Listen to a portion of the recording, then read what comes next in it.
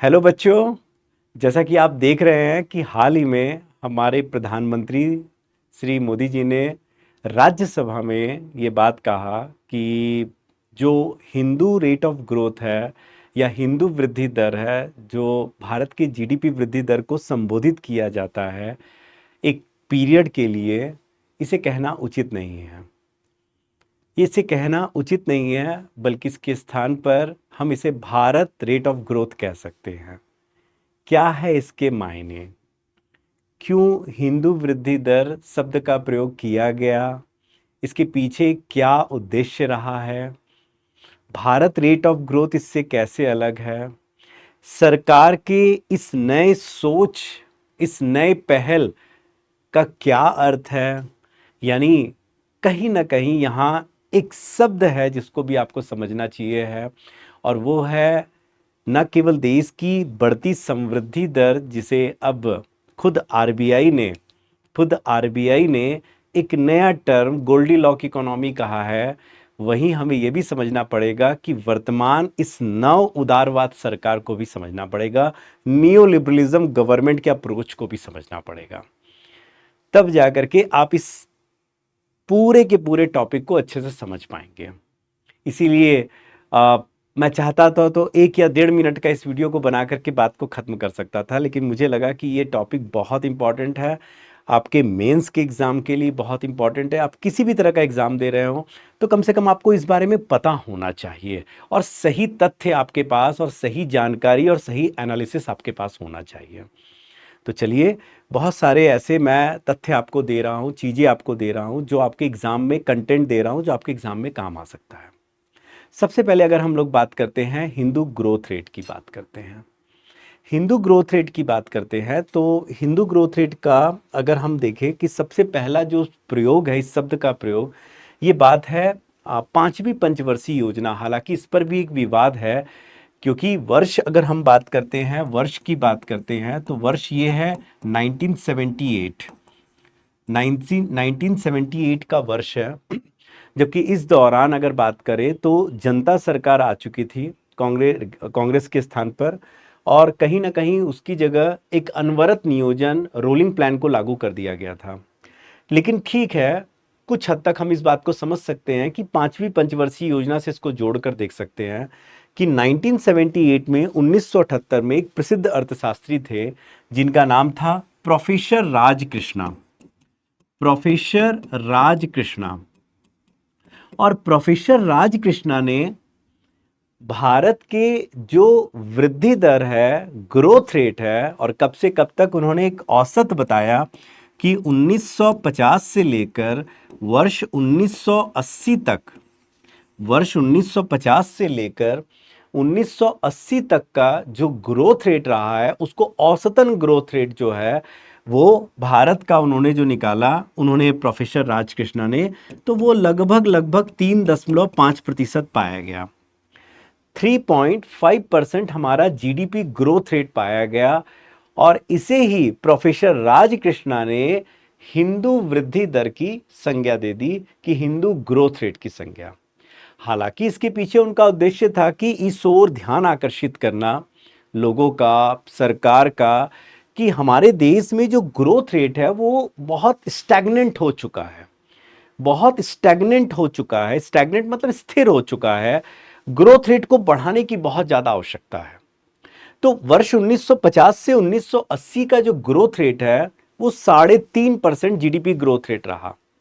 जबकि अगर हम बात करते हैं, अगर हम बात करें क्या, कि अगर हम आजादी से पहले की बात करते हैं, जब अंग्रेजों का शासन था भारत में, तो 1947 से पहले, बहुत ध्यान से समझना, 1947 से पहले की बात करते हैं, यानी लगभग मानकर चलिए कि 1900 से लेकर अगर 1947 तक की बात करें, तो भारत का जो समृद्धि दर था, ग्रोथ रेट जो था, वो औपनिवेशिक काल में या अंग्रेजों के शासन के समय ये 1% से भी कम रहा।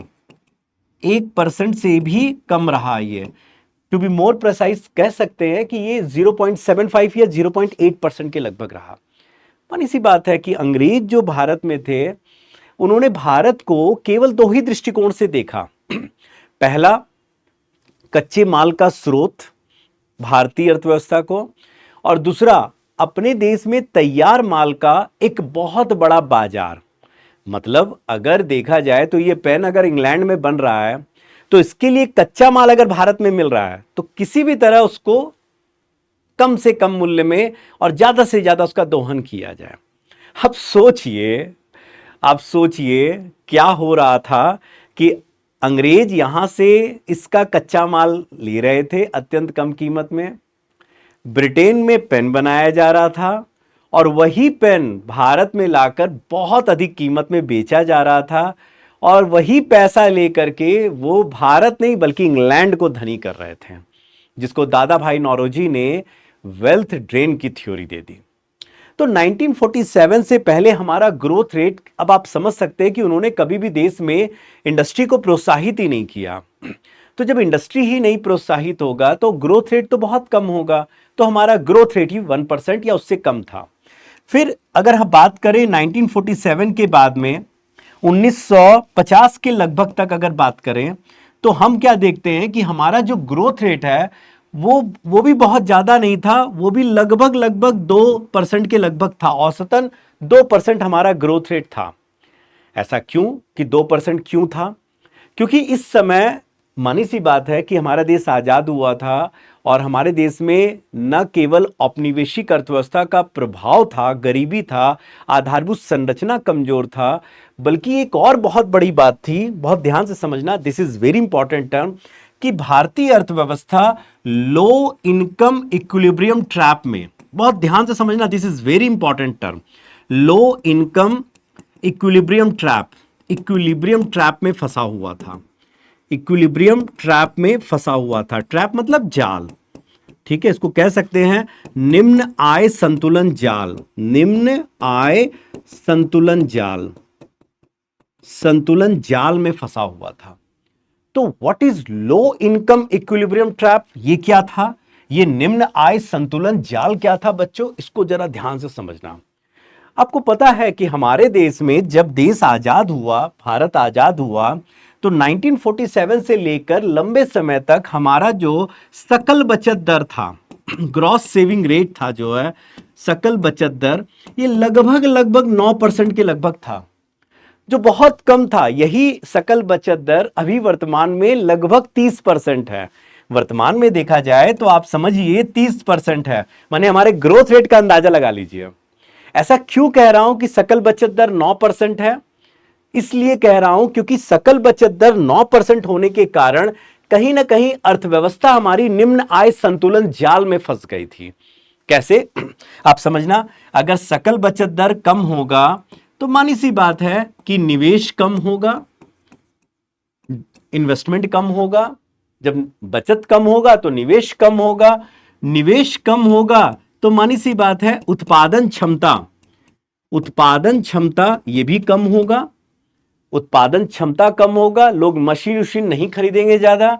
उत्पादन क्षमता कम होगा तो बच्चों जल्दी से बताओ, उत्पादन भी कम होगा, हाँ या ना? उत्पादन कम होगा तो मानी सी बात है जीडीपी कम होगा, क्योंकि वस्तु और सेवा का उत्पादन ही तो जीडीपी है। और जब जीडीपी कम होगा तो मानी सी बात है कि समृद्धि दर क्या होगा बच्चों? जल्दी से बताओ, समृद्धि दर भी कम होगा। अब जब समृद्धि दर कम होगा तो लोगों की आय कम होगी, और आय कम होगा तो बचत कम होगा, बचत कम होगा तो निवेश कम होगा, निवेश कम होगा तो उत्पादन क्षमता, यानी पूरी अर्थव्यवस्था अगर देखा जाए इसी को कहा जाता है निम्न आय संतुलन जाल। निम्न आय संतुलन जाल में फंसा हुआ था, निम्न आय संतुलन जाल में फंसा हुआ था। और इसीलिए हमारा ग्रोथ रेट भी बहुत अधिक नहीं, हमारा समृद्धि दर भी लगभग 2 से 3% के बीच में ही था, बहुत कम था ये। लेकिन 1950 के बाद अगर बात करें, वर्ष 1950 के बाद यानी 51 से बात करें, जब हमने अपने देश में पहली पंचवर्षीय योजना को लागू किया, और पंचवर्षीय योजना यानी नियोजन प्लानिंग को जब लागू किए 1951 से, हमने देश में पहली पंचवर्षीय योजना को लागू किया। पंचवर्षीय योजना को लागू किया, है ना। 5 वर्ष की योजना याद आ रहा है, और 12 पंचवर्षीय योजनाएं भारत में चलाई गई 2017 तक। हालांकि 2015 में योजना आयोग के स्थान पर जब नीति आयोग आ गया तो हमने पंचवर्षीय योजनाओं को समाप्त कर दिया और नीति आयोग के नए प्लान 15 वर्षीय विजन प्लान, 7 वर्षीय स्ट्रैटेजिक और 3 वर्षीय एक्शन प्लान को लागू किया। अब पंचवर्षीय योजना यानी हमने किसको लागू किया? हमने देश में नियोजन यानी प्लानिंग को लागू किया, ठीक है। और नियोजन का जो उद्देश्य था, नियोजन के अगर आप उद्देश्य की बात करें तो नियोजन का सबसे प्रमुख उद्देश्य था कि देश के ग्रोथ रेट को बढ़ाया जाए। ग्रोथ रेट को यानी ग्रोथ को बढ़ाया जाए, ग्रोथ को बढ़ाने का प्रयास किया जाए, ठीक है ना। तो इसीलिए अगर देखा जाए कि अगर हम बात कर सकते हैं कि 1951 से लेकर अगर हम बात करते हैं लगभग बात करते हैं 1980 तक, तो हमारा ग्रोथ रेट थोड़ा बढ़ा। हमारा ग्रोथ रेट जो था वो 2% से बढ़ करके लगभग 3 से 4% का औसतन ग्रोथ रेट हम पाए हैं। 3 से 4, 4.5% के ग्रोथ रेट को भी हमने पाया, क्योंकि उस समय हमारा उद्देश्य ही था प्लानिंग को। और अगर आप ध्यान दें तो यही हमारा काम था, यानी हमारा जो उद्देश्य था कि हमें किसी भी तरह अर्थव्यवस्था को निम्न आय संतुलन जाल से बाहर निकालना था। कैसे निकालना था जरा समझना, कैसे निकालना था, यहीं पर जरा समझना, आराम से निकलेगा बच्चों। बस आप निकाल करके तो कोशिश तो करो इसको। देखो, अगर मैं बोल रहा हूं नियोजन को अपनाया गया, प्लानिंग को शुरू किया गया, ध्यान से समझना, नियोजन को अपनाया गया, तो नियोजन का उद्देश्य बच्चों बताओ क्या है? क्या है बताओ? समृद्धि दर को बढ़ाना, हाँ या ना? समृद्धि दर बढ़ेगा तो मानी सी बात है लोगों की आय बढ़ेगी, हाँ या ना? अब लोगों की आय बढ़ेगी तो मानी सी बात है बचत बढ़ेगा, लोगों का बचत बढ़ेगा तो मानी सी बात है निवेश बढ़ेगा, हाँ या ना? निवेश बढ़ेगा यानी क्या बढ़ेगा? उत्पादन बढ़ेगा, हाँ या ना? उत्पादन बढ़ेगा तो मानी सी बात है रोजगार भी बढ़ेगा, हाँ या ना? और रोजगार बढ़ेगा तो आय बढ़ेगा, हाँ या ना? अब उत्पादन बढ़ा तो जीडीपी बढ़ा, और जीडीपी बढ़ा तो समृद्धि दर बढ़ा, और कहीं ना कहीं हम निम्न आय संतुलन जाल से बाहर आ गए। निम्न आय संतुलन जाल से हम कहीं ना कहीं क्या हो गए? बाहर आ गए, जाल से बाहर आ गए। यानी हमारी जो अर्थव्यवस्था है वो जो 2% ग्रोथ रेट में फंसी हुई थी, कम से कम हम उससे बाहर आ गए, और बाहर आकर के हम 3 से 4% या 4.5% के ग्रोथ रेट में हम आ गए। लेकिन दिक्कत क्या खड़ा हुआ, बात को समझना। वर्ष 1951 से लेकर प्रोफेसर राजकृष्णा ने 1980 तक का एक पैटर्न देखा। तो वो पैटर्न में उन्होंने क्या पाया कि जो हमारा ग्रोथ रेट है उसका औसतन, हमारे देश का औसतन वार्षिक वृद्धि दर 3.5% ही पाया गया। यानी कहीं ना कहीं हमारा स्थिर समृद्धि दर, स्टैग्नेंट ग्रोथ रेट रहा है। अब सवाल उठता है ऐसा क्यों? ऐसा आखिर क्यों? और तो और एक और बहुत बड़ी बात आप यहां ध्यान देना कि हमारा ग्रोथ रेट भले 3.5% था, ग्रोथ रेट 3.5% था, लेकिन हमारा जो प्रति व्यक्ति आय था, औसतन प्रति व्यक्ति आय वृद्धि दर, प्रति व्यक्ति आय कैसे निकलता है पता है ना? राष्ट्रीय आय डिवाइडेड बाय कुल जनसंख्या। अगर हम इसको डिवाइड कर दें तो हमें प्रति व्यक्ति आय प्राप्त होगा, और प्रति व्यक्ति आय वृद्धि दर प्रतिशत में होता है। तो हमारा इसी समय प्रति व्यक्ति आय वृद्धि दर जो था वो मात्र 1% ही था, मात्र 1% था। तो सबसे बड़ा कारण जो बताया कि भाई इस समय जो हमारे देश की जनसंख्या है 1950 से 80 के बीच, ये बहुत तेजी से आगे बढ़ रही थी, जनसंख्या में बहुत तेजी से वृद्धि हो रहा था, क्योंकि मृत्यु दर कम हो गया था, जन्म दर तेजी से बढ़ रहा था, तो जनसंख्या विस्फोट आप कह सकते हैं। और जब जनसंख्या ज्यादा होता है, आप समझना, तो वही बात है कि आप कितना भी कोशिश कीजिए, मान लीजिए 10 आम हैं, खाने वाले मान लीजिए 5 लोग हैं, तो एक व्यक्ति को 2 आम मिल रहा है। लेकिन अगर 10 आम है, खाने वाले लोग 10 हैं, तो 10 आम मिलेगा, एक व्यक्ति को 1 आम मिलेगा। बट व्हाट अबाउट कि 10 आम है और खाने वाले 50 हैं? खाने वाले 50 से अब कितना मिलेगा आप सोचो बैठकर। तो कहीं ना कहीं जनसंख्या बढ़ने से प्रति व्यक्ति आय या औसत प्रति व्यक्ति आय वो तो कम होनी थी। तो हमारा औसत प्रति व्यक्ति आय जो है वो बहुत कम हो रहा था। एक तो ये बड़ी समस्या, जनसंख्या वृद्धि एक बहुत बड़ी समस्या खड़ी कर रही थी। इसी दौरान अगर आप गौर करें, इसी दौरान कि अगर भारतीय अर्थव्यवस्था की विशेषता को गौर करें, भारतीय अर्थव्यवस्था की विशेषता, क्यों मैं ये बात बोल रहा हूं? क्योंकि खुद स्वयं मोदी जी ने कहा है कि ये उस समय की अर्थव्यवस्था नहीं है आज भारतीय अर्थव्यवस्था। आज भारत की अर्थव्यवस्था उस समय की वो अर्थव्यवस्था नहीं है जो हमारे सांस्कृतिक मूल्यों पर प्रहार करके हिंदू ग्रोथ रेट कहा गया है, उसको अनप्रोडक्टिव कहा गया है। ट्रंप ने हमें डेड इकोनॉमी कह दिया है। क्या आधार पर ट्रंप ने कहा है ये ट्रंप ही जाने। जो आज फास्टेस्ट ग्रोइंग इकोनॉमी है, जिसको आईएमएफ ने भी, खुद आरबीआई ने अब प्रोजेक्ट किया है कि 6.8 की जगह हम 7.3% के ग्रोथ रेट में जाएंगे। और सबसे इंपॉर्टेंट बात है 2025-26 का, इतना ही नहीं, हमारा सेकंड अगर देखा जाए, अगर जो हमारा जीडीपी का ग्रोथ रेट का जो अनुमान आया है या जो हमारा आंकड़ा है 8.2%, 8.2% है।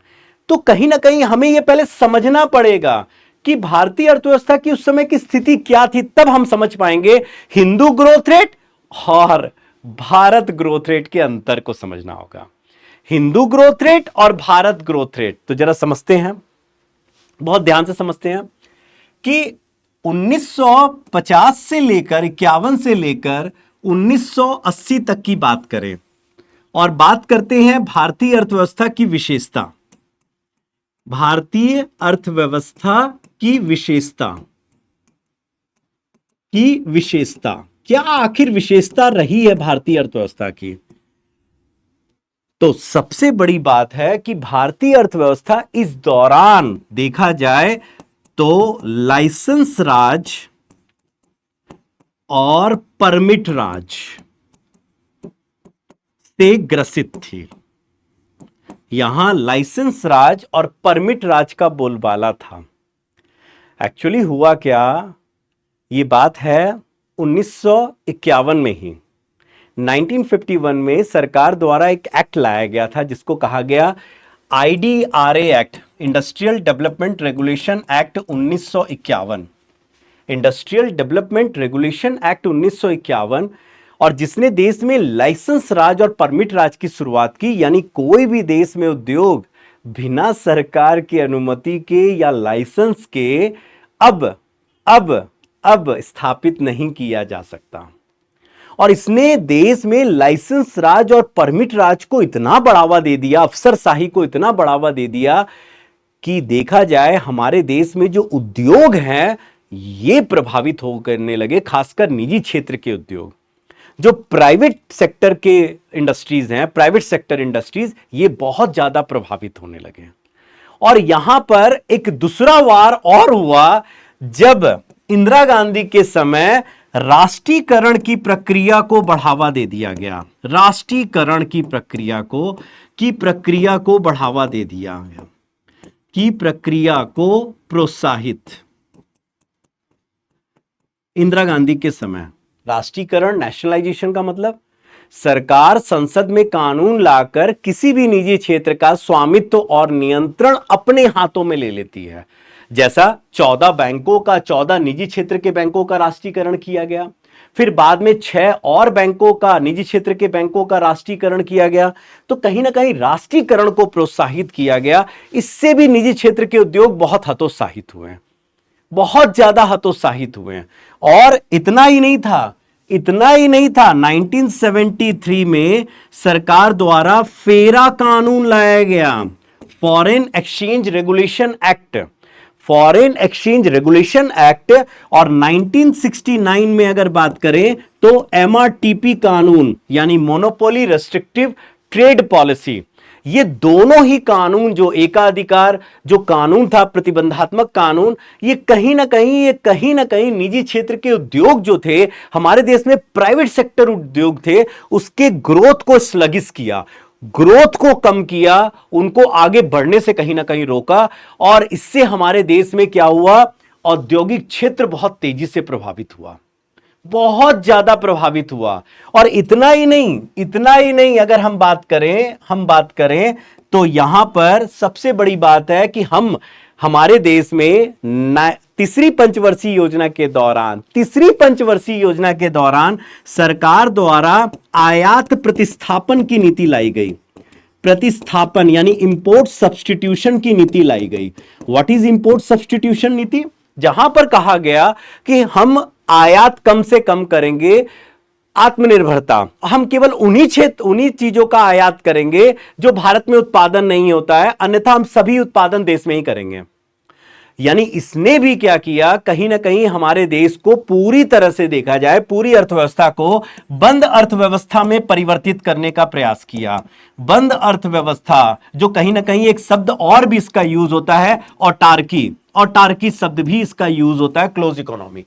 तो अर्थव्यवस्था कहीं ना कहीं बंद अर्थव्यवस्था की तरह हमारा हो गया था, और जिसके कारण पूरा का पूरा और आधारभूत संरचना ऐसे ही बहुत कमजोर था। इस दौरान अगर बात करें, एक और बड़ी विशेषता थी कि आधारभूत संरचना ये बहुत कमजोर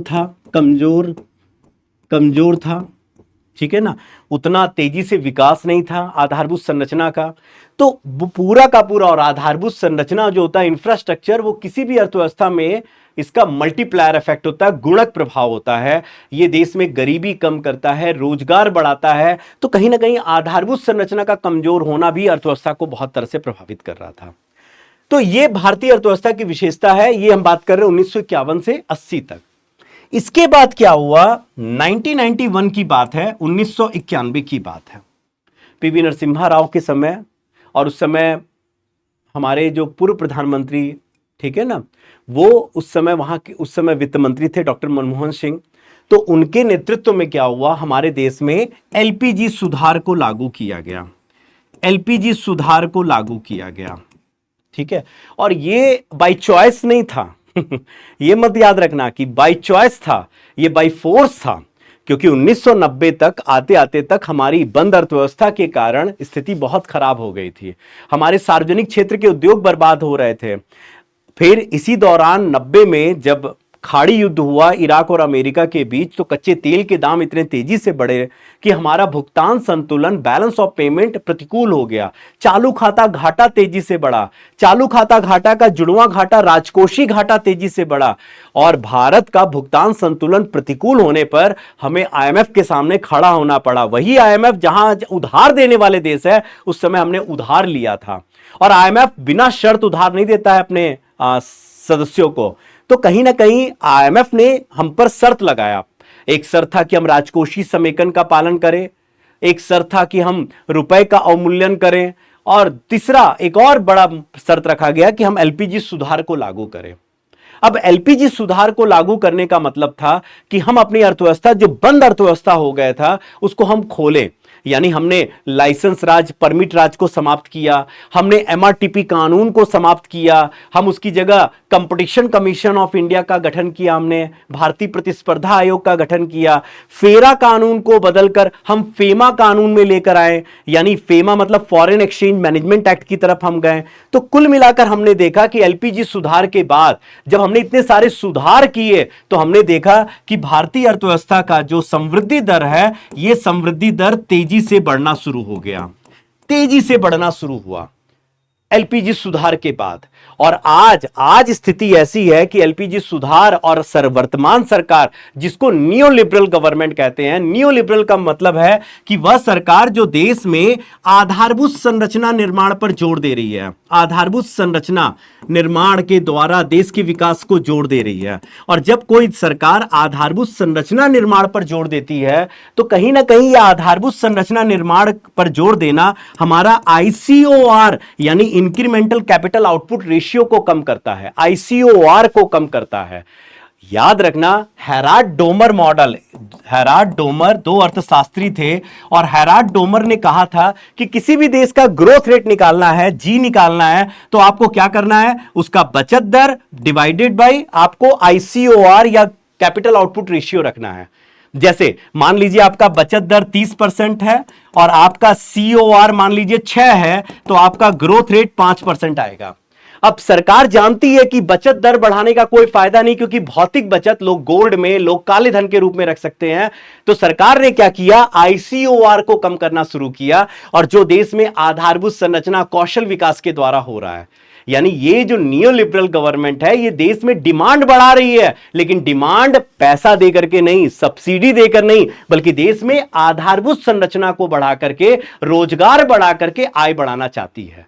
और कहीं ना कहीं इस प्रकार ये ICOR को कम करके अपना ग्रोथ रेट बढ़ा रही है, और यही उसका परिणाम है कि आज हम ग्रोथ रेट में देखा जाए तो ग्रोथ रेट में विश्व में सबसे तेज बढ़ने वाली अर्थव्यवस्था बन गए हैं। और साथ ही हमने अपने मुद्रास्फीति दर को नियंत्रित करके कहीं ना कहीं गोल्डीलॉक इकोनॉमी की तरफ आ गए हैं।